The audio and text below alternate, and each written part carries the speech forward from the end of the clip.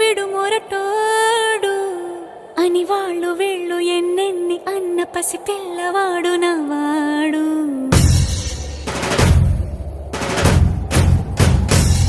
విడు ముండోడు అని ఊరు వాడ అనుకున్న గాని మహారాజు నాకు నవ్వాడు.